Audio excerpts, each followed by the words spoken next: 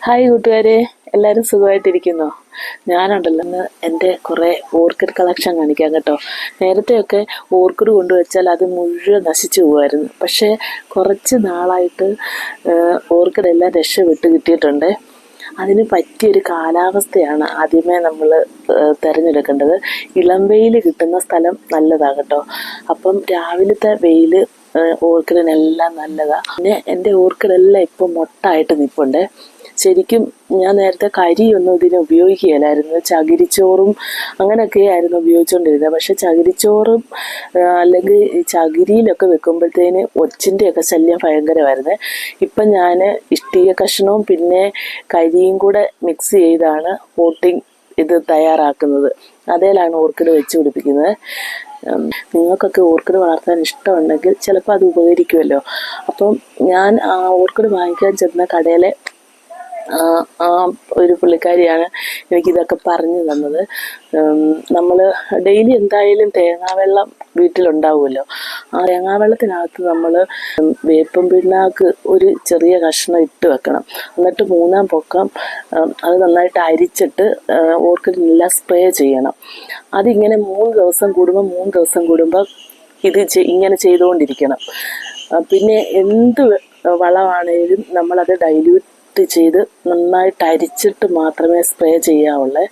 അപ്പം ഞാൻ എൻ്റെ ഓർക്കിഡിലെ മൊട്ടൊക്കെ കാണിച്ചു തരാവേ. ഇതൊക്കെ ഡെൻഡ്രോബിയം ഓർക്കിഡാണ്.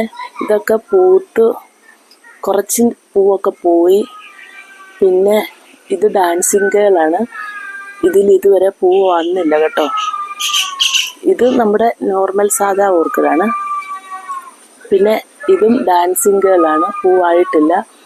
പിന്നെ ഇത് ഞാൻ പ്രൊപ്പഗേറ്റ് ചെയ്തെടുത്ത തൈയാണ്.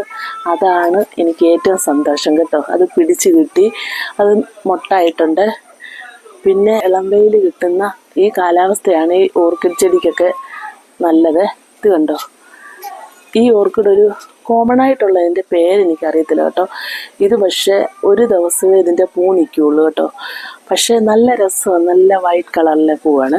ഇത് ഒറ്റയ്ക്ക് ഒരാളിവിടെ നിൽപ്പുണ്ട് മുട്ടുമായിട്ട്. പിന്നെ ഈ ഓർക്കിഡിൻ്റെ വേര് പടലം അന്തരീക്ഷത്തിൽ നിന്നൊക്കെ, സാധാരണ ഓർക്കിഡ് അന്തരീക്ഷത്തിൽ നിന്നുള്ള വെള്ളമൊക്കെ അല്ലേ വലിച്ചെടുക്കുന്നത്, വെള്ളവും വളവും. അപ്പം ഇതിൻ്റെ പോട്ട് നല്ല ഹോളൊക്കെ ഉള്ള പോട്ടായിരിക്കണേ. കാരണം വെള്ളം കെട്ടി നിൽക്കരുത്, വെള്ളം വാർന്നു പോകണം. അത് പിന്നെ അതിൻ്റെ വേരൊക്കെ ഇങ്ങനെ ഇറങ്ങി വരാനായിട്ട് ഇങ്ങനെ കണ്ടോ, വേരിങ്ങനെ അന്തരീക്ഷത്തിലോട്ട് വരാനായിട്ടുള്ള ദ്വാരങ്ങളൊക്കെ വേണം. അങ്ങനെയുള്ള കാര്യങ്ങളൊക്കെ ശ്രദ്ധിച്ചാൽ മതി. കരിയാണ് ഏറ്റവും നല്ലത്.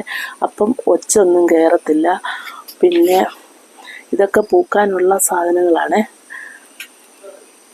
പിന്നെ ഇതെൻ്റെ പരീക്ഷണങ്ങളാണ്.